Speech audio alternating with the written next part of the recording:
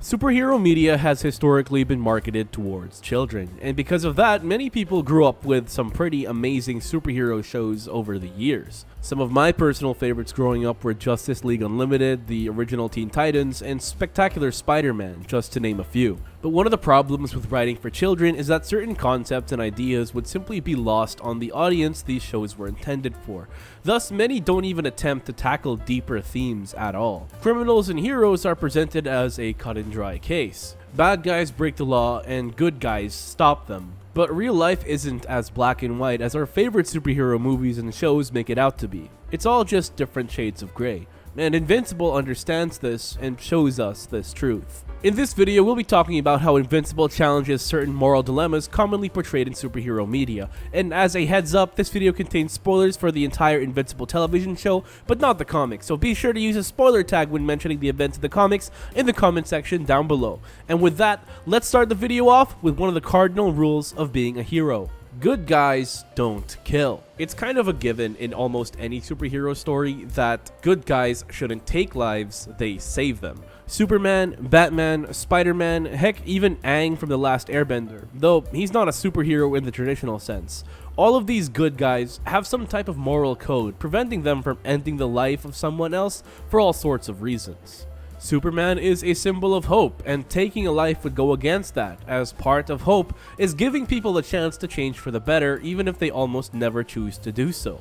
Batman believes that killing villains would make him no better than them. It's a hard line that he simply will not cross, even when challenged by people closest to him. Spider-Man doesn't kill for a number of reasons, including seeing the humanity in his enemies like Sandman, Electro, and even Green Goblin, understanding where they're coming from and hoping that they change for the better. And Aang just values life in all its forms and refuses to compromise on his values. These characters are moral paragons, and they set the example of a good person whom we, as ordinary people, should strive to be like. But these heroes are ultimately fictional and larger than life, and trying to uphold their values would not be that simple. And we see this through Mark.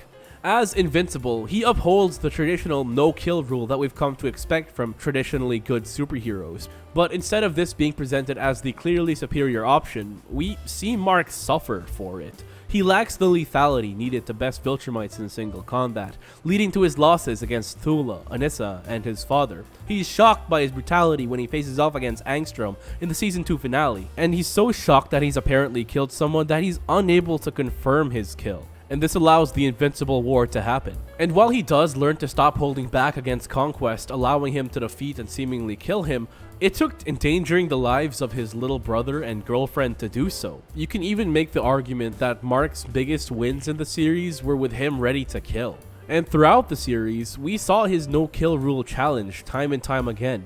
We saw it in Season 2 when Nolan instructed him to stop holding back against other Viltrumites, and perhaps more prominently, we see it again in Season 3 through another character, Oliver. Being just a kid, Oliver has a very black and white view of the world, even more so than Mark. But we know that despite Oliver's relative innocence, he advocates for killing bad guys, much to the dismay of his brother and mother. But Oliver has a point. Some bad guys are simply too dangerous to be left alive, and even those deemed as minor threats can grow to become major ones. We see that the Maulers are a growing threat, having invented a weapon that can incapacitate practically anyone, even Viltrumites.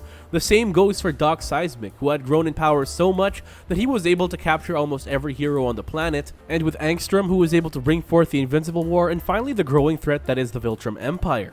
And I think what's brilliant here is that instead of upholding his no-kill rule, which is something we've seen time and time again, he questions it, and ultimately dumps it. And Mark states that he won't hesitate to kill when a villain puts his family or anyone he loves at risk. And we've seen villains threaten and even kill the loved ones of heroes and still not face a grim ending at their hands. So this is a major departure of what superhero fans have come to expect, and I can't wait to see how this plays out. And I think the beauty of Invincible's writing really comes through here. Both points of view are given weight and consideration. One is more ethical, while the other is more practical, and whether or not it is morally correct to take a life is a question that's given a lot of thought. And another such question is, are you evil if you're forced to do bad things? Most people are taught that stealing is bad, and for good reason, but we're also taught that life is precious and needs to be protected. So if a man has to steal a loaf of bread simply to survive, is he justified in that action? In Season 3, Episode 3, we get a cold open featuring two supervillains, Tether Tyrant and Magmaniac. We first saw these characters in Season 1, Episode 5, as hired goons working under Machine Head to take on Mark and Titan, and then the new Guardians of the Globe. But in this cold open, we see these two robbing a bank, but Tyrant is remorseful of the fact that he's endangering the lives of innocents, and Bulletproof comes in to put a halt to their robbery. It's then revealed that the two are roommates, and they were only robbing a bank because they needed the money to pay for their crummy apartment. They then decide to go legit and work for a small diner. Initially, they seem pretty happy. They're putting food on the table, contributing to society, and most importantly, they've still got each other. But rising costs leads them to look for better opportunities, which are all closed to them.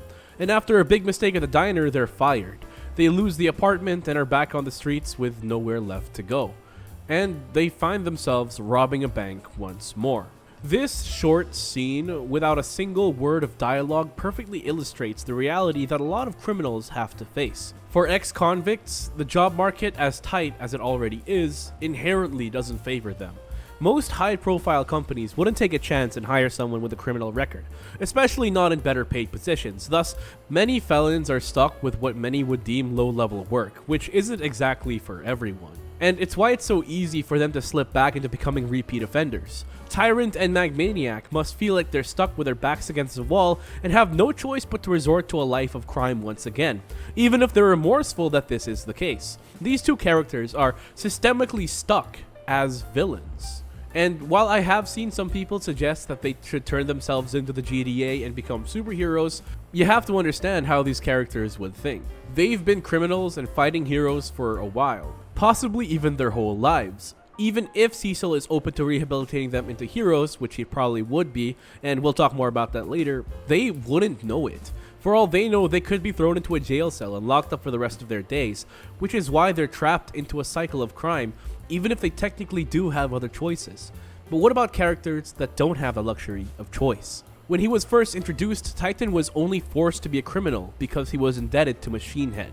This means that he wasn't willfully committing crimes, as Machine Head was threatening both him and his family. But Titan's an even more interesting case because once he becomes the crime boss, he genuinely wishes for the city to prosper and for his family to live a better life. He also knows what it means to be just a guy doing his job. He spares lives rather than killing his opposition indiscriminately. He cares for citizens he's displaced due to his crimes, and he's just an all-around chill guy. He's a noble character, with good intentions, but he resorts to illegal means. In the context of Invincible, he's the lesser evil, but he's also the greater good. And if you want to know more about this character, be sure to check out my video on him, which I've linked in the description below. But what happens if these criminals do get captured? Despite the remorse, Magmaniac and Tyrant still stole other people's money, and Titan, if he's following Machine Head's footsteps, is still a drug lord. One of the major plot points early in the third season is the philosophical duel between Mark and Cecil. Cecil has rehabilitated Darkwing and Sinclair, two of Mark's former enemies who have killed people before. And this is where Mark's naivete is on full display. He wants both of these characters locked up and behind bars. But what is the point of locking someone up? Taking away a criminal's freedom is a form of punishment, and while part of the purpose of a prison is to keep dangerous people away from the public, another part is rehabilitation. I mean, yes, DA Sinclair and Darkwing are dangerous and they have killed, but we know that it's possible for someone to redeem themselves even after taking a life. It's almost as if another term for prison is correctional facility, and honestly, Cecil has a clear point and is correct up until he uses the noisemaker. But this does tackle something about how comic book villains are typically portrayed. They're usually just bad guys that the superhero has to defeat, but then they're just thrown in jail and then they bust out again in a cycle. But I do appreciate how Cecil takes these villains and sees the potential in them as assets, and not just as a Black Ops force like Task Force X or more recently the Creature Commandos. They are actually fully realized heroes. Maybe not Sinclair, but Darkwing definitely. People love these villain to hero stories because it shows how even the worst of us can be redeemed,